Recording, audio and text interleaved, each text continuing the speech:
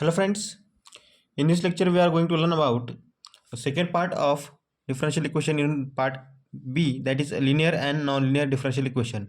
First part we have seen formation of differential equation. This is linear and non-linear differential equation. Now just look over out here. What are the steps to find linear differential equations? तो देखिए, the linear differential equation in y can be defined as dy by dx plus py equal to q. Linear differential equation will be in this format as located here, where p and q are function of x और constant. तो हमें हमारा example इस format में रहेगा. उसके बाद हमें ये नीचे की दी हुई स्टेप्स फॉलो करके उसे सॉल्व करना है. तो सबसे पहले हमें इंटीग्रेटिंग फैक्टर फाइंड करना पड़ेगा. तो फिर इंटीग्रेटिंग फैक्टर फाइंड कैसे करेंगे हम? E into integration of P into d x.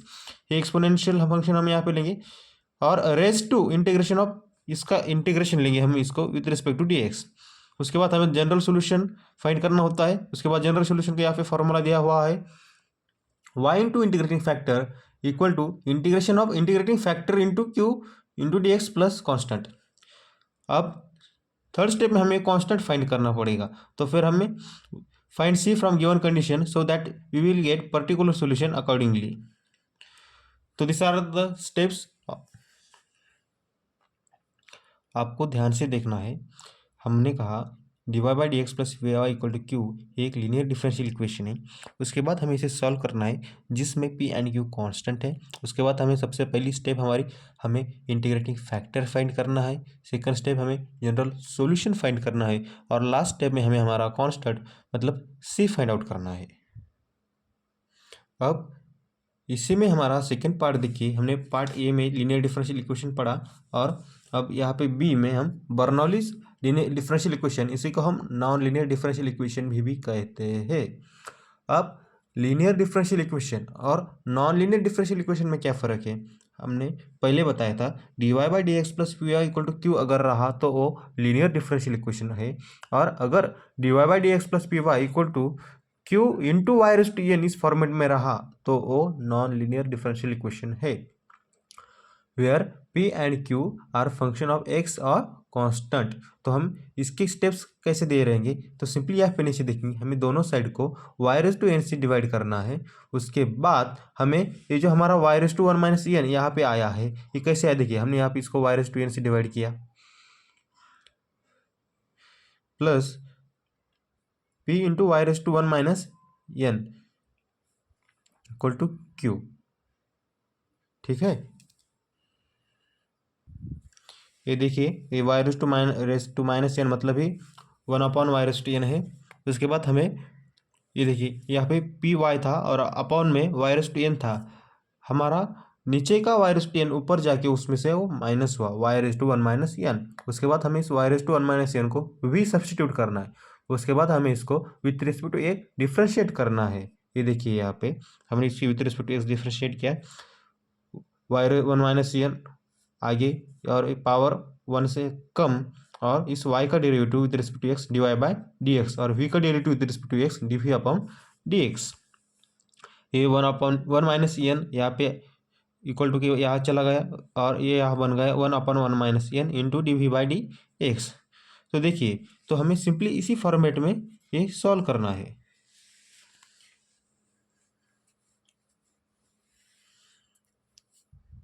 अब हम इसके कुछ एग्जांपल्स देखेंगे. अब यहाँ पे देखिए, हमने यहाँ पे कुछ एग्जांपल्स लिए हैं. उसके बाद हम हमारा पहला एग्जांपल यहाँ पे देखेंगे, d y by d x plus y cot x equal to cos x, where y of 0 equal to 1 हमें बताया गया है. अब हम देखेंगे कि हमारा गिवन इक्वेशन, हमारी फर्स्ट स्टेप क्या रहेगी? हमें चेक करना है given equation is linear differential equation और whether it is non linear differential equation. We just check out the format. So see here is the format dy by dx plus py equal to q. This equation is in format of dy by dx plus py equal to q. That's why this is linear differential equation. ये linear differential equation है और इसमें ये जो p और q है, p यहाँ पे cot x है और q यहाँ पे cos x है. ये तो हमारा बेसिक स्टेप रही. उसके बाद हमारी मेन स्टेप चालू होती है जहाँ पे हमें इंटीग्रेटिंग फैक्टर फाइंड आउट करना है. इंटीग्रेटिंग फैक्टर तो इंटीग्रेटिंग फैक्टर हम कैसे फाइंड करते हैं, e raise to integration of p with respect to d x. तो यहाँ पे पी क्या है, कॉट एक्स, ये देखिए, तो फिर e with respect to integration of cot x into d x. अब इंटीग्रेशन ऑफ कॉट एक्स क्या होता है, तो integration of cot x log of sine x होता है, एक फॉर्मूला है, ये आपको याद रखना है। अब यहाँ पे देखिए e raise to log of sine x, लेकिन आपको यहाँ पे एक बात याद रखिए, एक्सपोनेंशियल के पावर में अगर लॉग के टर्म में यहाँ पे अगर कोई रहता है, e raise to log of function अगर रहा तो हमारा आंसर हमारा फंक्शन आता है। ये देखिए e raise to log of sine x तो इक्वल टू साइन एक्स। अब यहाँ पे सेकंड स्टेप देखिए, हमें सेकंड स्टेप में हमारा जनरल सॉल्यूशन फाइंड आउट करना है, इंटीग्रेटिंग फैक्टर हमारा फाइंड आउट करना है, फर्स्ट स्टेप होगी, और जनरल सॉल्यूशन फाइंड आउट करना है सेकंड स्टेप होगी। तो हम जनरल सॉल्यूशन कैसे फाइंड आउट करते हैं, ये देखिए यहाँ पे हमने पहले ही फॉर्मूला बताया था, y into integrating factor equal to integration of integrating factor into q with respect to d x plus c. तो हमारा इंटीग्रेटिंग फैक्टर हमें मिला साइन एक्स, ये देखिए, और हमारा क्यू है हमारा कॉस एक्स। तो y into sine x equals to integration of sine x into cos x with respect to d x plus c. अब हमें यहाँ पे हमारा इंटीग्रेशन सॉल्व आउट करना है, इंटीग्रेशन सॉल्व करना है, तो हम इंटीग्रेशन सॉल्व करने के लिए हमें यहाँ पे कुछ एडजस्टमेंट करेंगे। तो आप यहाँ पे देखिए, हम अगर यहाँ पे साइन एक्स को अगर टी पुट करते हैं तो हमारा cos x into d x, sine x का डेरिवेटिव अगर हम यहाँ पे करते हो cos x into d x equal to d t का derivative d t by d x, ठीक है। विद रेस्पेक्ट अगर हम एक्स से अगर इसे डिफ्रेंशिएट करते तो साइन एक्स का डेरिवेटिव कॉस एक्स और डी का derivative d T into d x. तो यहाँ पे क्या होगा, ये जो डी एक्स अगर यहाँ पे लेकर जाते हैं तो cos x into d x की वैल्यू हमें यहाँ पे डी टी मिलती है, और साइन एक्स की वैल्यू हमें टी पुट की है। तो यहाँ पे इंटीग्रेशन कैसे बन जाता है, तो यहाँ पे ये साइन एक्स की जगह पे टी और cos x into d x की जगह पे डी टी, तो t into d t plus c, और यहाँ पे वाई इंटू साइन एक्स। अगर कुछ लोगों के मन में डाउट होगा कि हमने यहाँ पे साइन एक्स को टी सब्सटीट्यूट क्यों किया है, अगर हमें हमारा इंटीग्रेशन सिंपल करना है, अगर हमें वो बहुत आसानी से सॉल्व करना है, तो हम साइन एक्स को हमेशा सब्सटीट्यूट करेंगे, हमेशा हम इंटीग्रेशन में एडजस्टमेंट करने की कोशिश करेंगे, और हम उसको सिंप्लीफाई करके हम उसका इंटीग्रेशन फाइंड आउट करना है। अब आपको यहाँ पे इसका integration of function into integration of आपको ये पता ही ज़रूर होगा कि इंटीग्रेशन ऑफ एक्स इंटू अगर डी एक्स रहा तो हम इसका इंटीग्रेशन मतलब यहाँ पे एक पावर बढ़ जाता है और उसी से हम नीचे डिवाइड करते हैं, और plus constant integration of f n into f मतलब f raise to n plus one upon n plus one. तो यहाँ पे टी का इंटीग्रेशन क्या होगा, टी का पावर वन है तो ये पावर एक से बढ़ेगा, वो टू बन जाएगा, और उसी पावर को हम डिवाइड करेंगे मतलब टू, तो t square upon two plus c, और यहाँ पे वाई इंटू साइन एक्स, ये आपको याद रखना है। और इसके बाद आखिरी स्टेप में हमने जिस टर्म को भी सब्स्टिट्यूट किया था उसकी ओरिजिनल वैल्यू हमें यहाँ पे दोबारा सब्स्टिट्यूट करनी है। हमने ऊपर साइन एक्स को टी लिया था, अब हम टी की जगह पर साइन एक्स वापस रखेंगे, उसको हम वापस साइन एक्स से सब्स्टिट्यूट करेंगे। तो यहाँ पर देखिए y into sine x equal to sine x का square upon two plus c. तो ये है हमारा जनरल सॉल्यूशन, ये आप यहाँ पे समझ गए। अब हमने क्वेश्चन में ही बताया था y of zero equal to one है हमारा, तो where c is to determine by given condition, हमें c हमारे गिवन कंडीशन से फाइंड आउट करना है। वहाँ पे क्या उन्होंने क्या बताया था, y of zero equal to one मतलब हमारा कांस्टेंट जीरो है, जीरो है, y जीरो है, तो हम यहाँ पे c को जीरो पुट करेंगे, और y into sine x equal to sine x का ब्रैकेट स्क्वायर अपॉन टू, ये हमारा हमें फाइनल आंसर मिलता है। तो ये हमें पर्टिकुलर सॉल्यूशन हमें मिल गया। तो हमें सिंपली हमारे क्वेश्चन में सबसे आखिरी में पर्टिकुलर सॉल्यूशन फाइंड आउट करना है। पहले हम इंटीग्रेटिंग फैक्टर नहीं, पहले तो हम देखेंगे क्वेश्चन हमारा लीनियर है या नॉन लीनियर है, उसके बाद हम पी क्यू फाइंड करेंगे, उसके बाद इंटीग्रेटिंग फैक्टर, उसके बाद जनरल सॉल्यूशन, उसके बाद पर्टिकुलर सॉल्यूशन, और इस तरह से हमें हमारा एक क्वेश्चन सॉल्व कर लिया है। अगला क्वेश्चन देखेंगे। अब आप अगला क्वेश्चन ध्यान से देखिए, क्वेश्चन किया है d r plus in bracket two r cot theta plus sine two theta into d theta equal to 0। तो हमें सबसे पहले हम क्या फाइंड करते हैं कि हमारी इक्वेशन लीनियर है या नॉन लीनियर है। अगर वो लीनियर के फॉर्मेट में और नॉन लीनियर के फॉर्मेट में दिया नहीं रहेगा तो हमें उसे एडजस्टमेंट करके उसको लीनियर या नॉन लीनियर में सिंप्लीफाई करना होगा। अब ये आप इस क्वेश्चन को ध्यान से देखिए, हम क्या कर सकते हैं। जैसे है हमें नॉन लीनियर लीनियर के फॉर्म में मिलेगा, तो आप सिंपली देखिए यहाँ पे ये जो डी थीटा है हम पूरे टर्म को डी थीटा से डिवाइड करेंगे। ये देखिए यहाँ पे D r by d theta हो जाएगा और इस टर्म को, उस ब्रैकेट को हम डी थीटा से डिवाइड करते हैं तो डी थीटा कैंसिल हो जाएगा और यहाँ पे 0 रहेगा। अब आप यहाँ पे देखिए हम इस साइन टू थीटा को यहाँ पर माइनस करेंगे और मतलब ब्रैकेट इक्वल टू के उस साइड लेकर जाएंगे तो माइनस हो जाएगा। तो d r by d theta plus r two cot theta equal to minus sine two theta ये बन जाएगा। अब आप इसे ध्यान से देखिए, ये हमारा d r by d theta plus p r equal to q के फॉर्मेट में आ चुका है। मतलब हमारा यही फॉर्मेट विथ आर का derivative with respect to theta है। पहले हम वाई का derivative with respect to x लेते थे, लेकिन ये देखिए ये हमारा d r by d theta plus p r equal to q, मतलब ये हमारा this is linear differential equation.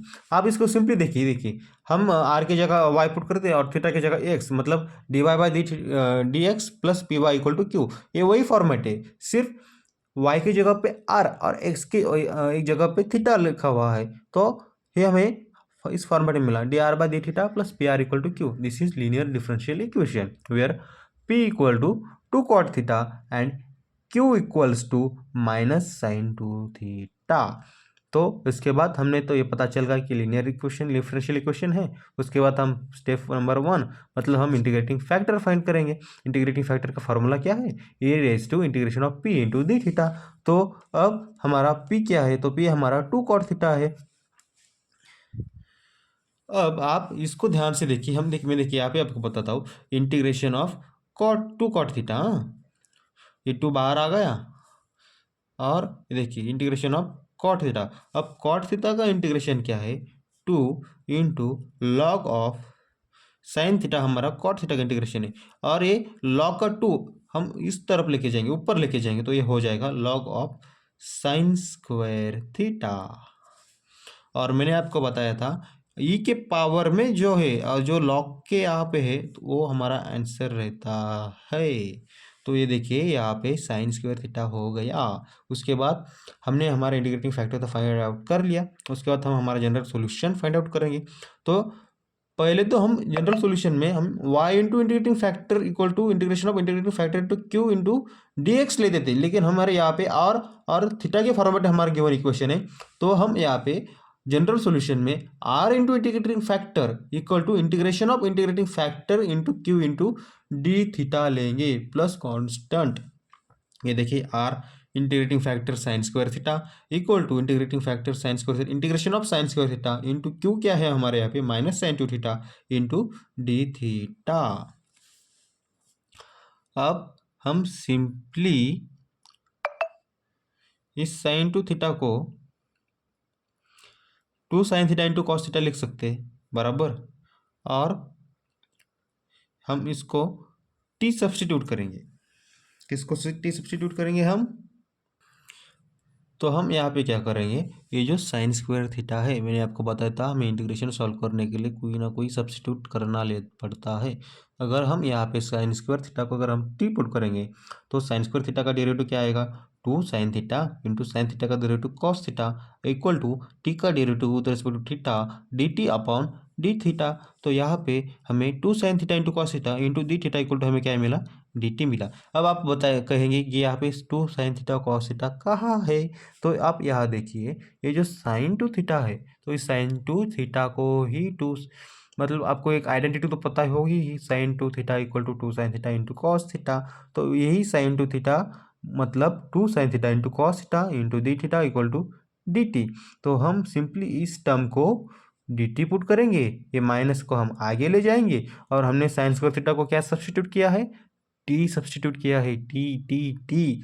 ध्यान से देखिए हमने इसको टी सब्स्टिट्यूट किया, उसके बाद उसका डेरिवेटिव निकालो विद रिस्पेक्ट टू थीटा।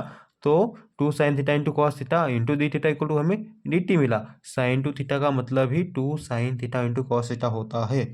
अब यहाँ पे इंटीग्रेशन ऑफ टी मैंने पहले ही बताया था पावर 1 से बढ़ेगी और उसी पावर को हम नीचे डिवाइड करेंगे प्लस कांस्टेंट, और जिस वैल्यू को हमने सब्सटीट्यूट किया है उसे हम दोबारा रीसब्सटीट्यूट करेंगे उसके ओरिजिनल वैल्यू से। हमने ऊपर टी को साइन स्क्वायर थीटा लिया था, तो हम उस टी को दोबारा साइन स्क्वायर थीटा से रीसब्सटीट्यूट करेंगे, तो हम यहाँ पे वापस इस टी की जगह पे साइन स्क्वायर थीटा रख देंगे। इधर का r into sine square theta as it is equal to minus, अब ये 2 इंटू 2 यहाँ पे 4 हो गया, sine to the power 4 theta upon 2 plus c, ये हमारा पर्टिकुलर सोल्यूशन मिल गया। तो ये हमारा फाइनल सोल्यूशन है। अब कुछ लोग कहेंगे हमें यहाँ पे कांस्टेंट फाइंड आउट करना है या नहीं, लेकिन यहाँ पे हमें कोई कंडीशन नहीं दी हुई है, तो हम इस कांस्टेंट को एज इट इज रखेंगे।